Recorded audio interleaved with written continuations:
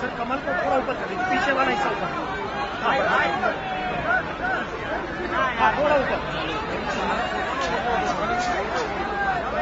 खींच रहे हैं। ये लीजिए फोटो, ये आज का फोटो है सर।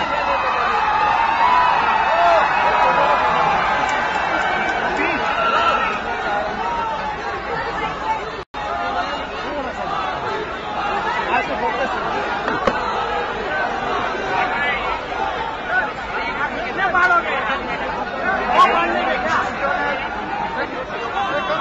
2014 के चुनाव आज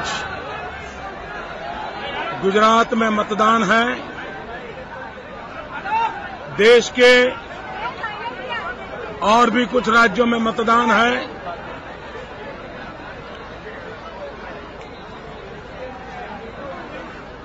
चुनाव ये लोकतंत्र का महापर्व होता है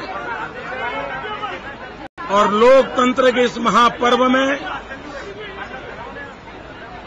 सभी नागरिकों ने उत्साह और उमंग के साथ सम्मिलित होकर के लोकतंत्र को मजबूत बनाना होता है। मैं विशेष रूप से गुजरात के मतदाताओं का अभिनंदन करता हूं कि पूरा चुनाव अभियान बहुत ही शांतिपूर्ण ढंग से संपन्न हुआ है। मैं गुजरात के मतदाताओं का, गुजरात के नागरिकों का और चुनाव को शांतिपूर्ण रूप से संपन्न कराने वाले सभी लोगों का बहुत बहुत अभिनंदन और आभार व्यक्त करता हूं। मैं गुजरात की जनता की क्षमा भी मांगना चाहता हूं, क्योंकि पहले तो मैं चुनाव अभियान में बहुत समय देता था। इस बार पूरे चुनाव अभियान में मुश्किल से 2 दिन में सिर्फ 18 घंटे दे पाया हूं, सिर्फ 18 घंटे। और इसलिए गुजरात के मतदाताओं की मैं क्षमा मांगता हूं, लेकिन मेरी गैर मौजूदगी में भी जिस प्रकार से गुजरात के मतदाताओं ने इस पूरे चुनाव अभियान को आगे बढ़ाया है, मैं उनका अभिनंदन करता हूं।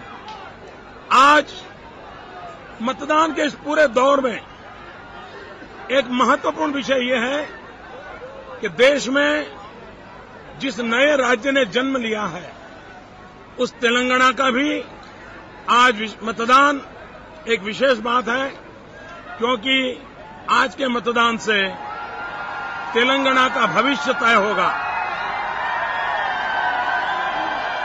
मैं देश के सभी मतदाताओं को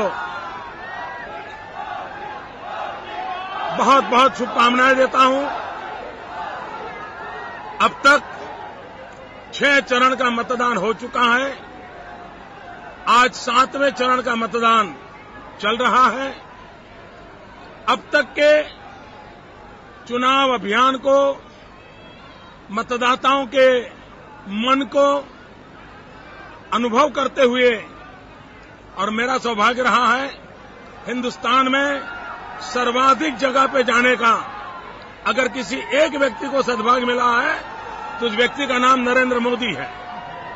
अपनी आंखों से चुनाव को देखा है, अपनी आंखों से जन सैलाब देखा है, अपनी आंखों से जनता के मूड को नापा है और इसलिए मैं फर्स्ट हैंड अकाउंट दे सकता हूं, फर्स्ट हैंड रिपोर्ट दे सकता हूं कि इस बार अब तक जो मतदान हुआ है उसमें 2 काम हो गए हैं। एक, मां बेटे की सरकार गई, वो बच नहीं सकती, और दूसरा, नई सरकार की नींव, नई सरकार की मजबूत नींव अब तक के मतदाताओं ने शिलान्यास कर दिया है। अब जो मतदान हो रहा है वो मजबूत सरकार बनाने का हो रहा है, और मजबूत सरकार बनाने का मतदान, भारी मतदान हो रहा है। इतनी गर्मी में लोकसभा के चुनाव में कभी इतना मतदान नहीं हुआ। ये दिखाता है कि चुनाव आशा का चुनाव है, ये चुनाव नई होप लेकर के आया है, ये चुनाव एक नया भरोसा लेकर के आया है, और मुझे विश्वास है कि ये चुनाव देश को नई ताकत देगा। देश के भाग्य को बदलने में ये चुनाव बहुत बड़ा रोल अदा करेगा, और 21वीं सदी जिस रूप से हम देखना चाहते थे, जिसका एक दशक खराब हो गया, उस संकट में से देश की जनता देश को मुक्त करा देगी। 7 आरसीआर से कितना नजदीक पाते हैं वो अपने आप को? जो अभी तक चुनाव हुए हैं, आपने खुद भी बोला कि सरकार जारी है, सोनिया मां बेटी की सरकार जारी है, तो 7 आरसीआर के कितना नजदीक पा रहे हैं अपने आप को? दिल्ली में संसद का जो चुनाव हो रहा है, देश की जनता का विश्वास जिस प्रकार से प्रकट हो रहा है, 16 मई के नतीजे एक ही संदेश लाने वाले हैं कि दिल्ली में भारतीय जनता पार्टी के नेतृत्व की मजबूत सरकार बनने के संकेत साफ साफ नजर आ रहे हैं, कोई कंफ्यूजन नहीं है। कांग्रेस ने पराजय स्वीकार कर लिया है, क्योंकि कांग्रेस के नेता कह रहे हैं कि मोदी को रोकने के लिए हम थर्ड फ्रंट के साथ कोई भी समझौता करने को तैयार है। ये बात साफ बता देती है कि वे चुनाव हार चुके हैं। अभी भी मैं मानता हूं पिछले 25 साल में सत्ता दल को जितनी सीटें मिली हैं, उससे ज्यादा सीटों से इस बार नई भाजपा की सरकार बनेगी। एनडीए के साथ और ज्यादा बहुमत से सरकार बनेगी। वोट करने निकला है, उसको किस मुद्दे को ध्यान में रखकर वोट करना चाहिए? मैं मतदाताओं को हमेशा कहता हूं, ये चुनाव विकास के लिए होना चाहिए, ये चुनाव सुराज्य के लिए होना चाहिए। महंगाई ने गरीब को मार दिया है, बेरोजगारी ने नौजवान के जीवन को तबाह कर दिया है, भ्रष्टाचार ने देश को खोखला कर दिया है। देश को भ्रष्टाचार से मुक्त करना है, देश को महंगाई से मुक्त करना है, देश को बेरोजगारी से मुक्त करना है।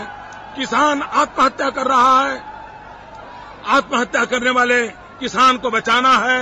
मां बेटियों पर बलात्कार हो रहे हैं। हम लोगों का दायित्व है, समाज के नाते, सरकार के नाते, कि हम हमारी मां बेटियों को सम्मान दें, हमारी मां बेटियों को सुरक्षा दें, और दिल्ली जो बलात्कार की नगरी बन गई है, हम मां बेटियों के सम्मान के लिए काम करें। इन्हीं मुद्दों पर वोट करना चाहिए। और मैं देश के मतदाताओं को कहता हूं, आप जब मतदान करने जाएं तो उस निर्भया को मत भूलना। आप जब मतदान करने जाएं तो उन बेरोजगार नौजवानों को मत भूलना। आप जब मतदान करने जाएं और लाखों किसानों ने आत्महत्या की है, उसको मत भूलना। आप जब मतदान करने जाएं तब लाखों किसानों ने आत्महत्या की है, उसको मत भूलना। आप जब मतदान करने जाएं तब हमारे जवानों के सर काट करके पाकिस्तान ले गया था, उसको कभी न भूले। भाइयों बहनों, 10 साल देश पर जो जुल्म हुए हैं, उसको भूल करके मतदान मत करना। उन सबको याद रख करके अपने उज्जवल भविष्य के मतदान करें। मोदी जी, आपने शुरू में विकास के मुद्दे पर चुनाव लड़ा था। शुरू से आप बोलते थे कि विकास, एडमिनिस्ट्रेशन, तमाम चीजें, सुशासन आगे बढ़ना चाहिए, लेकिन बीच में कहीं आकर के व्यक्तिगत अटैक भी करने शुरू कर दिए। क्या आपको लगता है ठीक है क्या चुनाव के लिए? आज भी, अभी भी हम एक ही बात बोलते हैं, विकास विकास विकास, सुशासन सुशासन सुशासन, महंगाई के खिलाफ, भ्रष्टाचार के खिलाफ, कुकर्मों के खिलाफ। लोकतंत्र में जनता को प्रशिक्षित करना, उसी को लेकर के चले हैं। डे 1 से हमने जो एजेंडा लिया है उसी एजेंडा पे चल रहे हैं। आज सुबह सुबह मायावती बोली है कि दलित वोटों को हासिल करने के लिए बीजेपी हर पहले अपना रही है। तो आपके सामने कैसे में इस तरह का आपके रिएक्शन? तृणमूल कांग्रेस ने ये कहा है कि अगर आप माफी नहीं मांगेंगे तो डेफिनेशन केस नहीं जाते। मैं पिछले 12 साल से सीबीआई से लेकर के सारे केसों को भुगत चुका हूं और जो लोग लोकतंत्र में मुकाबला नहीं कर सकते हैं उनके लिए जो भी और रास्ते हो उनको मुबारक है। आपने कहा कि कोई कंफ्यूजन नहीं है, सरकार आपकी बनने वाली है, बैग पैक कर ली है आपने, 7 RCR के लिए पूरी तरह से तैयारी हो गई। भारतीय जनता पार्टी के नेतृत्व में दिल्ली में मजबूत सरकार बनने वाली है और देश की भलाई के लिए करने वाले कामों का खाका भारतीय जनता पार्टी के पास तैयार है। दलित वोटर्स बीजेपी के बहकावे में ना आए, ऐसा मायावती कह रही है।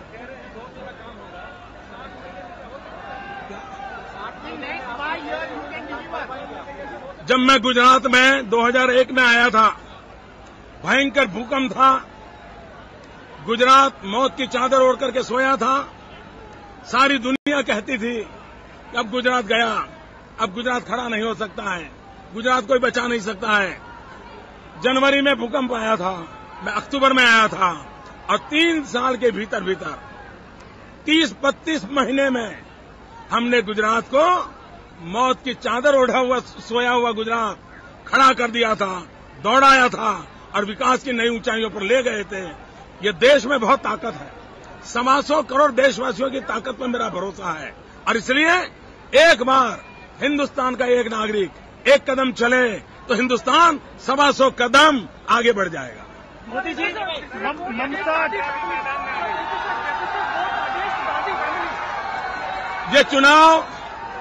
ये चुनाव लोकतांत्रिक ढंग से लड़ा जा रहा है। ये चुनाव आशा का चुनाव है, विश्वास का चुनाव है, भरोसा का चुनाव है। देश की आशा भाजपा में है, विश्वास भाजपा में है, भरोसा भाजपा में है। देश का मतदाता भाजपा लाने के लिए पॉजिटिव वोट कर रहा है। मोदी जी, एक सवाल है, मुद्दे एक तरफ रह गए, आप अकेले निशाने पे हैं। मैदान में आ चुकी है, मां बेटे के साथ प्रियंका वाड्रा भी जुड़ चुकी है, आपको क्या लगता है? मोदी जी, एक सवाल ये है कि मुद्दे एक तरफ रह गए और सबके निशाने पर आप आ गए, तमाम पार्टियों के, चाहे ममता हो, जयललिता, मायावती हो, सब तमाम लोग। ऐसी गलती मत कीजिए।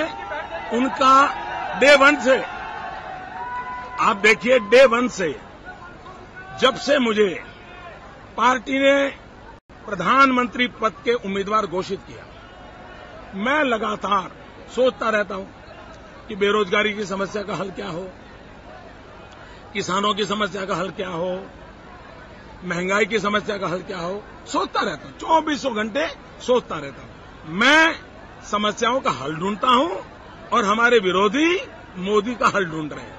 तो पहले दिन से ही वो मोदी का ही हल ढूंढ रहे हैं। उनका एजेंडा मोदी ही है, भाजपा का एजेंडा भारत है, देश की चिंता है। उनका चुनाव कुर्सी बचाने के लिए है, हमारा चुनाव देश बचाने के लिए। एनडीए का मंत्रिमंडल बहुत बदनाम हुआ है, नरेंद्र मोदी का मंत्रिमंडल अगर वो पीएम बन जाते हैं कैसा रहेगा? आप बोलते हैं मिनिमम गवर्नेंस, 16 तारीख को कुछ सवाल बाकी रखोगे कि नहीं रखोगे? एक आखिरी सवाल लीजिए, मोदी जी, पहला काम क्या करेंगे? वोटर्स को बहकाया जा रहा है और दूसरी तरफ अपमान किया जा रहा है दलित वोटर्स को लेकर के। बड़ौदा में लोकतांत्रिक प्रक्रिया से एक दलित बेटा कांग्रेस का उम्मीदवार घोषित हुआ और अचानक दिल्ली के कांग्रेस पार्टी के नेताओं ने एक दलित का घोर अपमान कर दिया, उसको चुनाव से हटा दिया। ऐसे कांग्रेस के लोगों को, औरों को दलितों के नाम पर बोलने का अधिकार नहीं है। हरियाणा में दलित कन्याओं पर जिस प्रकार से बलात्कार हुआ, उसका वो जवाब देने को नहीं है। स्वयं उत्तर प्रदेश में सबसे ज्यादा दलितों के खिलाफ क्राइम अगर पिछले 10 साल में हुए हैं तो उत्तर प्रदेश में हुए हैं।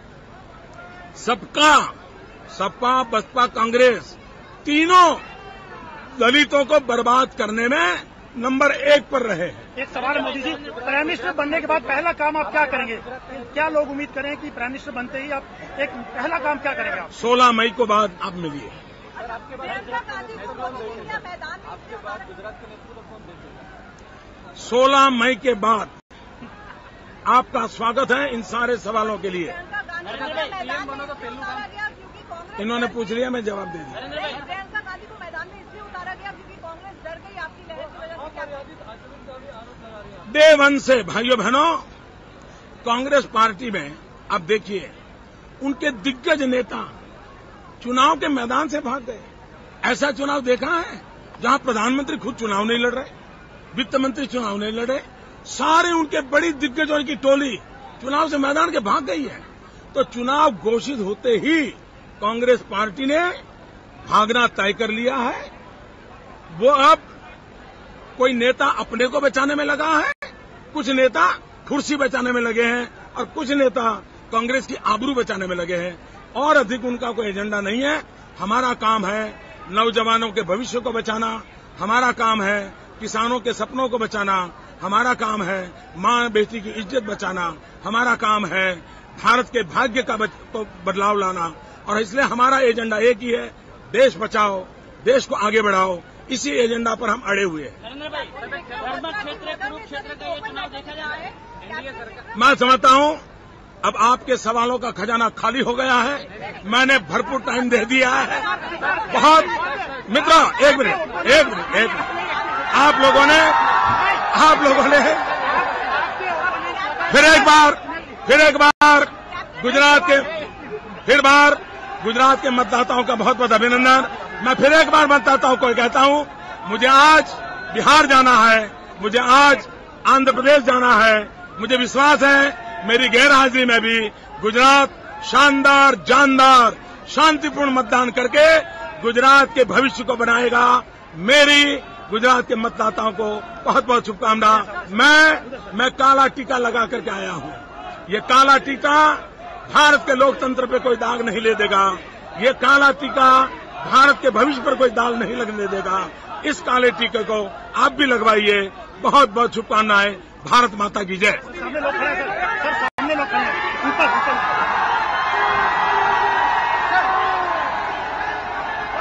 सर